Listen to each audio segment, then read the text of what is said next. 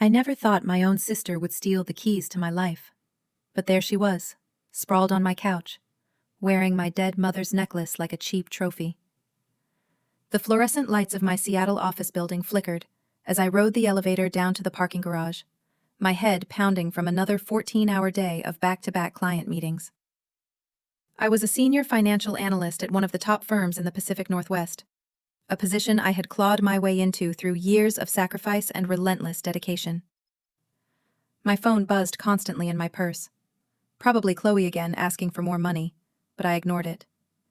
I just wanted to get home to my quiet apartment overlooking Elliott Bay, pour myself a glass of wine, and collapse on my couch in blissful silence. The drive through Seattle's evening traffic was torturous as usual, brake lights stretching endlessly ahead of me on Interstate 5. I thought about ordering takeout, maybe Thai food from that place on Capitol Hill I loved. My stomach growled. I had skipped lunch again, trapped in a conference room negotiating a merger deal worth millions. The irony was not lost on me that I managed other people's fortunes while my own sister drained my bank account month after month. When I finally pulled into the parking garage of my building around 9 o'clock, I felt the familiar weight of exhaustion settling into my bones. I took the elevator up to the 8th floor, my designer heels clicking against the polished floor as I walked down the hallway. I could hear music thumping from somewhere, probably the college kids in Unit 812 throwing another party. I made a mental note to complain to the building manager tomorrow. I slid my key into the lock and pushed open the door to my apartment. Then I froze. The scene before me was so surreal, so completely wrong, that my brain could not immediately process it. My minimalist, carefully curated living room had been transformed into something resembling a frat house after a rager. My cream-colored sectional sofa was shoved against the wall, covered in pizza boxes and beer cans. My glass coffee table, the one I had saved for months to buy, was scratched and littered with cigarette burns.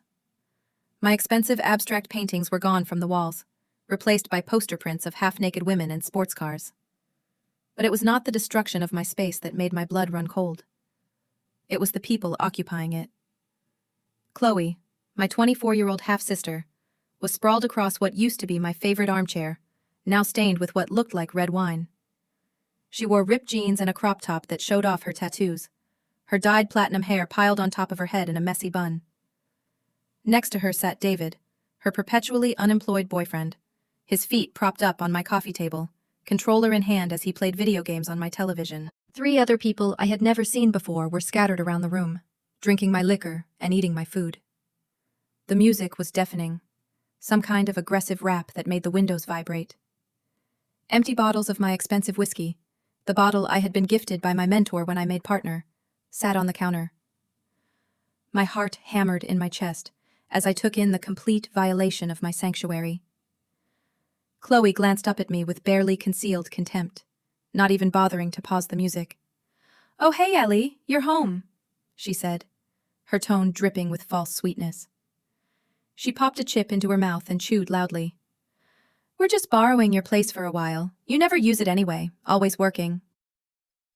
I stood in the doorway, my briefcase still in my hand, trying to find words. My entire body was shaking, though whether from rage or shock I could not tell. "Chloe, this is my home," I finally managed, my voice coming out strangled. "What are you doing here? How did you even get in?" She rolled her eyes dramatically.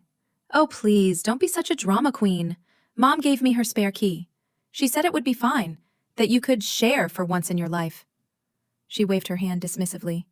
"Besides, David and I got evicted from our place last week. Landlord was a total asshole about the rent.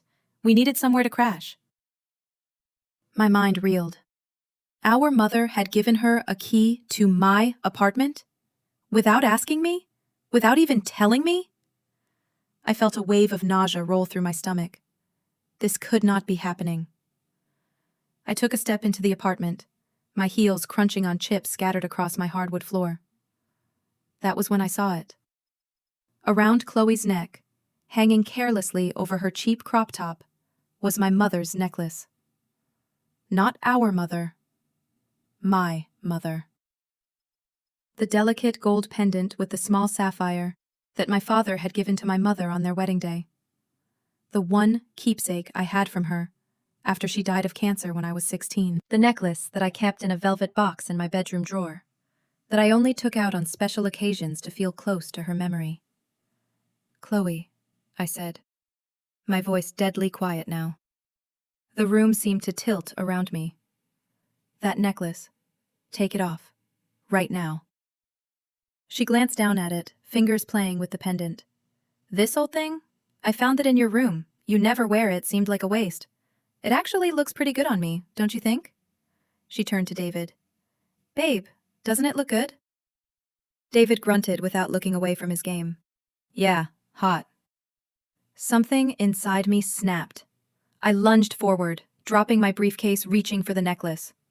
"That was my mother's. You have no right." Chloe jerked back, laughing. "Jesus Christ, Ellie, calm down. It's just jewelry. You're always so uptight." She stood up and I could smell alcohol on her breath. "You know what your problem is? You think you're so much better than everyone else with your fancy job and your fancy apartment. Well, guess what, sis? You're not special. Mom said I could stay here, and she said I could borrow anything I wanted, so back off." The other people in the room were watching now, sensing the tension. One of them, a guy with a beard and gauges in his ears, whispered something to his girlfriend, and they both laughed. The humiliation burned through me like acid. I backed away, my hands trembling. I needed to think. I needed to get out of this room before I did something I would regret. I turned and walked quickly to my bedroom, praying it would be untouched. It was not. My bed was unmade, clearly slept in by someone else. My closet door hung open, my clothes shoved aside to make room for Chloe's cheap fast fashion pieces. My dresser drawers were pulled open, contents rifled through. I grabbed my phone with shaking hands and walked into my bathroom, the only room with a lock. I sat on the edge of the bathtub and dialed my mother's number. She answered on the third ring. "Eleanor, hello dear, how are you?" Her calm, pleasant voice made everything worse. "Mom," I said, trying to keep my voice steady.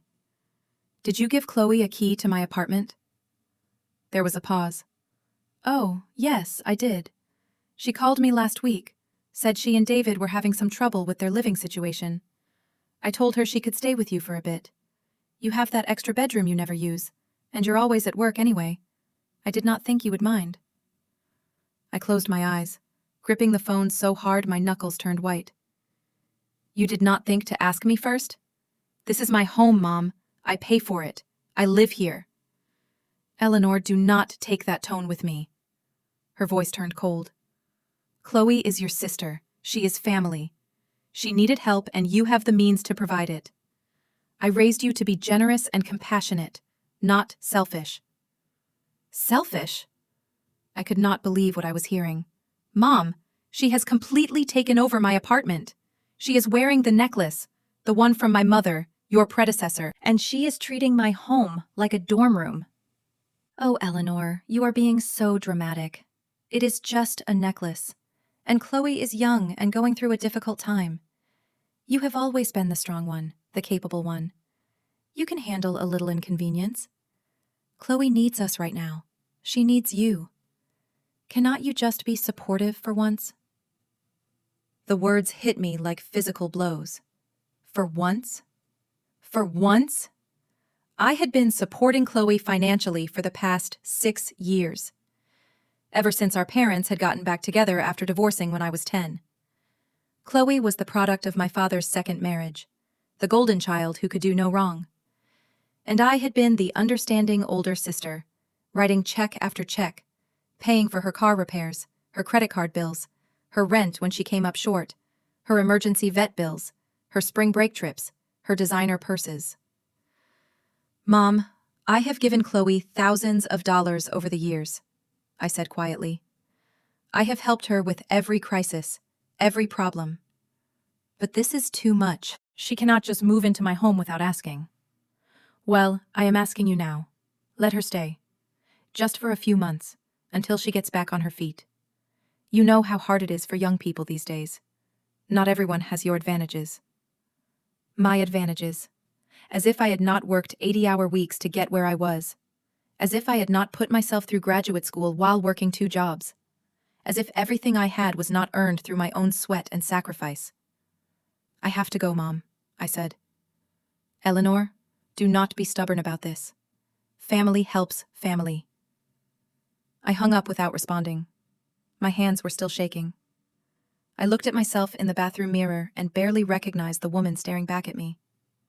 When had I become this person? This doormat, who let everyone walk all over her in the name of being the good daughter, the responsible one, the generous sister. I sat there for a long time, listening to the muffled sounds of the party continuing in my living room. Then I opened my banking app on my phone. I scrolled through months of transactions. There it was. A trail of payments to Chloe stretching back years. $500 here for car insurance, $1,000 there for rent, $300 for textbooks she probably never bought, $2,000 for a security deposit on an apartment she got evicted from within 6 months, $800 for a tattoo that was supposedly going to help her mental health. It went on, page after page. I added it up. The total made me feel sick. Over the past 6 years, I had given Chloe nearly $70,000. $70,000 that could have been my down payment on a house. $70,000 that could have been my retirement fund. $70,000 that had vanished into the black hole of her irresponsibility. And this was how she repaid me. By invading my home, destroying my things, stealing my mother's jewelry. I stood up and looked at myself in the mirror again. This time, I saw something different in my eyes. Not defeat, not resignation, but a cold, clear determination. I was done. I walked out of the bathroom, through my violated bedroom, back into the living room. Chloe barely glanced at me as I picked up my briefcase and my purse. I did not say a word to anyone. I just walked out the door, letting it slam behind me. I drove to the Fairmont Olympic Hotel downtown and checked into a room. It was expensive, but I did not care. I needed a clean, quiet space where I could think. Once inside the room, I ordered room service, took a long hot shower, and sat down at the desk with my laptop. I opened a new document and started making a list, a plan, a strategy for taking back my life. The next morning, I woke up with perfect clarity. I had not slept much, but I felt more energized than I had in years. I knew exactly what I needed to do. My first call was to a locksmith. I explained the situation, and they agreed to meet me at my apartment at 9 o'clock sharp, promising to change all the locks and install a new security system with cameras. My second call was to Sarah Mitchell, a lawyer I knew from my firm who specialized in family law and property disputes. I scheduled an emergency consultation for that afternoon. My third call was to my bank. "I need to close several accounts and open new ones," I told the representative. "And I need to remove authorized users from my existing accounts immediately." By 8:30, I was dressed in my most powerful suit, a charcoal gray Armani that made me look like I meant business, because I did. I stopped at a coffee shop and got a large latte, then drove to my apartment building. The locksmith was already waiting when I arrived. He was a middle-aged man with kind eyes, who had clearly dealt with situations like this before. "I have seen this too many times," he said as we rode the elevator up. "Family can be the worst sometimes." When we got to my door, I could hear silence inside. They were probably still sleeping off their hangovers. I knocked loudly. No answer. I knocked again, harder. Finally, I heard shuffling inside, and Chloe yanked open the door, looking terrible with smudged makeup and tangled hair. "What the hell, Ellie? It is like 9 in the morning." "Get out," I said calmly. Behind me, the locksmith was setting up his equipment. Chloe blinked at me like I had spoken a foreign language. "Excuse me?" "You heard me. Get your things and get out. You have 30 minutes. She laughed, but it sounded nervous. "You cannot kick me out. Mom said I could stay here." "Mom does not own this apartment. I do. I pay the mortgage. My name is on the deed, and you are trespassing. You have 30 minutes to gather your belongings and leave, or I will call the police and have you removed." David appeared behind her, looking confused and angry. "Are you serious right now?" "Completely serious. 29 minutes now." Chloe's face twisted into something ugly. "You are such a bitch, you know that? After everything we have been through, this is how you treat family? You have 28 minutes. I pulled out my phone and opened the camera app. And I am documenting everything, so I would not recommend taking anything that does not belong to you. For a moment, I thought she might actually attack me. Her fists clenched and her face went red. But then she saw the locksmith behind me, saw the determination in my eyes, and something changed. She turned and stomped back into the apartment, screaming obscenities. The next 30 minutes were chaos. Chloe and David and their friends scrambled to gather their things while I stood in the doorway with the locksmith, filming everything. Chloe tried to take some of my kitchen appliances, but I stopped her. She tried to keep the necklace, but I made her take it off right there in front of me. She threw it at my feet. "I hate you," she spat as she dragged her suitcases out into the hallway. "I hope you are happy being alone for the rest of your miserable life. No one will ever love you, because you are a cold, heartless bitch." I did not respond. I just watched as she and her entourage crammed into the elevator. The moment the doors closed, I felt like I could breathe again. The locksmith got to work immediately, changing every lock in the apartment. While he worked, I started cleaning, throwing away all the trash, opening windows to air out the smell of cigarettes and stale beer. I called a professional cleaning service and scheduled them for the next day. I also called a security company to install cameras at my door and in the hallway. By that afternoon, my apartment was secure. New locks, new security codes, cameras operational. I sent a single text message to Chloe. "The old keys no longer work. You do not have permission to enter this property. Any attempt to do so will be considered trespassing, and I will call the police. Do not contact me again except through my attorney." Then I blocked her number. My meeting with Sarah the lawyer went exactly as I had hoped. She listened to my story, reviewed the evidence I had brought, bank statements, text messages, photos of the damage to my apartment, and nodded thoughtfully. "You have a very strong case if she tries to sue you for anything," Sarah said. "But more importantly, we need to establish legal boundaries. I recommend getting a formal no-contact order, especially given her threats and history of harassment. We should also document everything in case she tries to claim squatters' rights or some other nonsense." "Whatever it takes," I told her. "I am done being the doormat." Sarah smiled. "Good. It is about time someone stood up to toxic family dynamics. I see this all the time in my practice. People think that blood relation means unlimited access and unlimited tolerance for abuse. It does not." Over the next few days, my phone exploded with messages from my family. My mother called 17 times. My father, who I barely spoke to anymore, called 6 times.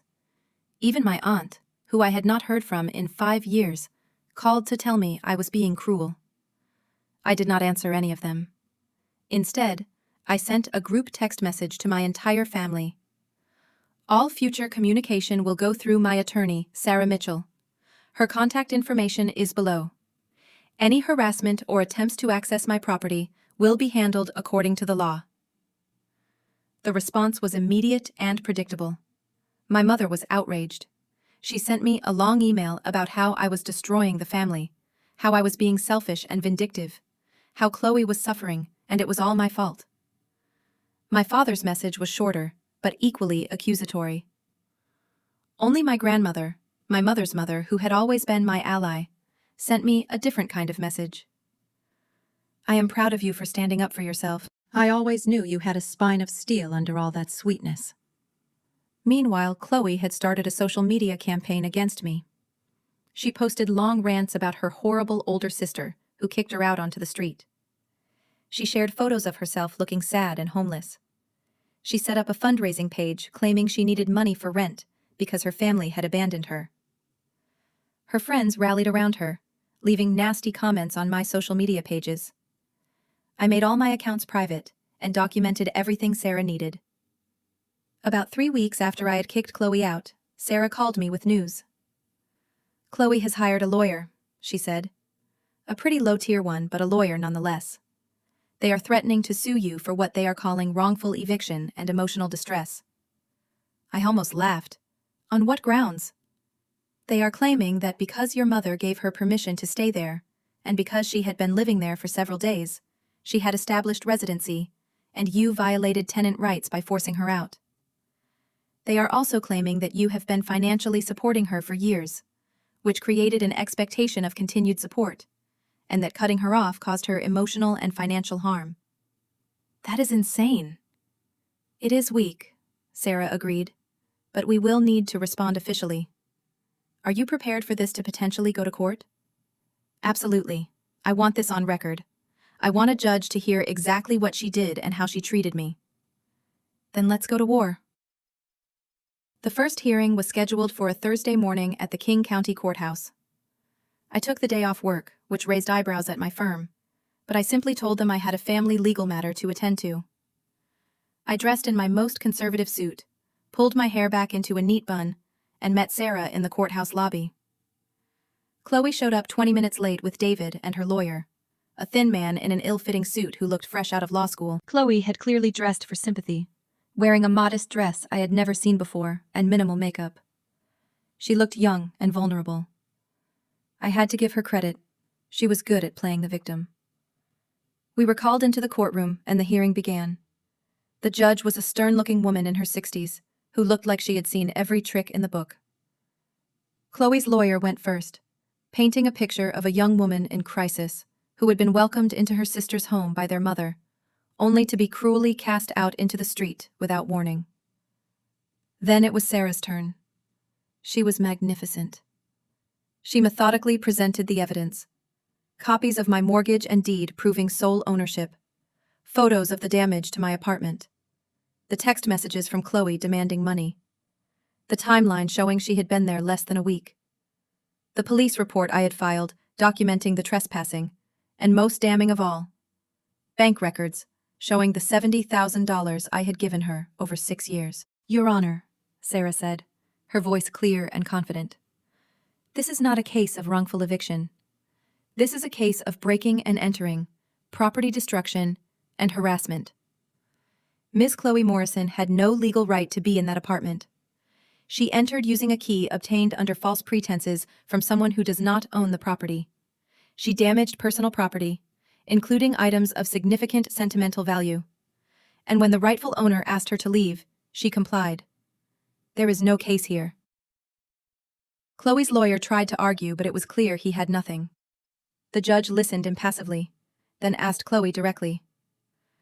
Ms. Morrison, did your sister ever give you permission to stay in her apartment? Chloe hesitated. Well, no. But my mom said it was okay. Does your mother own the apartment? No, but... Then she had no authority to grant you access. Case dismissed. The judge banged her gavel. Ms. Morrison, you are fortunate your sister is not pressing criminal charges for trespassing and destruction of property. I am issuing a restraining order requiring you to stay at least 500 feet away from Ms. Eleanor Morrison and her residences. If you violate this order, you will be arrested. Do you understand? Chloe's face went pale. But she is my sister. A sister you chose to treat with profound disrespect. I suggest you learn from this experience. Court is adjourned. I walked out of that courtroom feeling lighter than I had in years. Chloe tried to approach me in the hallway, tears streaming down her face, but Sarah stepped between us. You heard the judge. Stay away from my client. Over the next few months, I heard through the family grapevine that Chloe and David were struggling badly. Without my financial support, they could not afford rent in Seattle. They had moved from couch to couch, staying with various friends until they wore out their welcomes. David had gotten a job at a fast food restaurant but was fired within 2 weeks. Chloe had tried to get a retail job but could not keep it. I would be lying if I said I felt no satisfaction hearing this. But mostly, I felt free. I threw myself into my work with renewed energy. Without the constant drain of Chloe's emergencies, I was able to focus properly. I landed a major client for my firm, a deal that resulted in a significant promotion and raise. I used part of my bonus to finally take that trip to Italy I had been dreaming about for years. My relationship with my parents remained strained. My mother called occasionally, still trying to convince me to help Chloe, but I stood firm. Mom, I love you, but I will not discuss Chloe with you. That chapter of my life is closed. My father sent me a few emails that I did not respond to. Eventually, they both seemed to accept that I was serious about my boundaries. Then, about 4 months after the court case, something unexpected happened. Chloe and David, desperate and out of options, remembered my lake house. I had inherited it from my maternal grandmother 2 years prior, a beautiful property about 2 hours outside Seattle, on the shores of Lake Chelan. I used it as a weekend retreat, a place to disconnect from the stress of the city. It was my sanctuary. I had upgraded the security system after the apartment incident, installing motion sensors and cameras. So when the alarm company called me at 2 a.m. on a Friday night to tell me that someone had triggered the perimeter alarm, I knew immediately what was happening. I called the police first. Then I got in my car and drove through the night. Rain pounded against my windshield as I navigated the winding highway north. By the time I arrived at the lake house around 4:30 in the morning, 2 police cars were already in the driveway, lights flashing. The scene inside was devastating. Chloe and David had broken in through a back window. They had been there for at least a few days based on the amount of trash and damage. My grandmother's antique furniture was stained and scratched. Empty liquor bottles covered every surface. The walls had been scrawled with graffiti. The smell of marijuana was overwhelming. But the worst was in my grandmother's bedroom. The room I had kept exactly as she left it, as a memorial to her. They had torn up the carpet looking for hiding places where I might have stashed valuables. They had smashed her photo frames to get at the silver. Her clothes had been pulled from the closet and piled on the floor. The police officers who responded were sympathetic but professional. They took my statement, documented the damage, and then went to arrest Chloe and David, who they had found passed out drunk in the master bedroom. I stood in the living room as the officers led them out in handcuffs. Chloe was crying, mascara running down her face. When she saw me, she started screaming. "You did this! You ruined my life! I had nowhere else to go!" I looked at her, really looked at her, and felt nothing but pity. No, Chloe, you did this to yourself. Every choice, every consequence. I gave you chance after chance. I gave you money, support, love, and you threw it back in my face every single time. "You are a monster," she shrieked as the officer tried to guide her toward the patrol car. "You are going to rot in hell. You will never know what it is like to be loved because you have no heart." I turned to the officer. "She has a restraining order against her. This is the second time she has violated my property. I want to press full charges." "Understood, ma'am. We will process them both for breaking and entering, destruction of property, and violation of a protective order." As they drove away, the rain still falling, I stood on the porch of my grandmother's house and watched the taillights disappear down the road. I should have felt victorious. Instead, I just felt tired and sad. Over the next weeks, the legal process ground forward. Chloe and David were both charged with multiple felonies. Chloe's public defender tried to work out a plea deal, but the prosecutor, seeing the pattern of behavior and the violation of the restraining order, pushed for the maximum sentence. In the end, Chloe received 18 months of probation, 300 hours of community service, and was ordered to pay restitution for the damage to both properties. David, who had a prior criminal record, got 6 months in jail. My parents finally seemed to wake up to reality. My mother called me, and this time, her voice was different. Smaller. Ashamed. "Eleanor, I need to apologize. I should have listened to you. I should have seen what Chloe was doing. I was so focused on protecting her because she seemed so fragile, and I forgot that you needed protecting too. I forgot that you are my daughter just as much as she is. I am so sorry." I did not cry, but it was close. "Thank you for saying that, Mom. It means a lot. Can we try again? Can we have a relationship that does not revolve around Chloe's drama?" "I would like that, but it has to be different. I need you to respect my boundaries. I will. I promise I will. My father's apology was more awkward, but I could tell he meant it. We agreed to have dinner once a month, just the three of us, to rebuild our relationship on healthier terms. As for Chloe, I heard updates occasionally. She completed her community service working at a food bank. The experience seemed to humble her somewhat. She got a job at a small coffee shop in a town 2 hours away, and a tiny studio apartment she could barely afford. David was out of her life, which was probably the best thing that could have happened to her. My mother asked me once if I would ever forgive Chloe, if we could ever be sisters again. I thought about it carefully before answering. Maybe someday, I said. If she does the work to change. If she takes real responsibility for her actions. If she proves over time that she respects me and my boundaries. But it will never be what it was. I will never be her ATM or her safety net. She needs to learn to stand on her own. A year after the lake house incident, I was sitting on the newly renovated deck of my grandmother's property, watching the sunset paint the water gold and pink. I had spent months restoring the house, erasing the damage, making it beautiful again. It had been therapeutic, cathartic even. My phone buzzed. A text from an unknown number. Hi, Ellie. This is Chloe. I know I am not supposed to contact you, but I wanted you to know that I finished my probation. I have been working at the coffee shop for 8 months now. I am in therapy. I am trying to be better. I do not expect you to forgive me or want a relationship with me. I just wanted you to know that I am sorry. For everything. You deserved so much better from me. I hope you are happy. I read the message twice, then set my phone down on the table. I did not respond right away. Maybe I would tomorrow, maybe I would not. But for the first time, I felt like maybe there was hope for Chloe after all. As for me, I was happy. Genuinely, deeply happy. I had friends who respected me, a career I loved, a beautiful home on the water.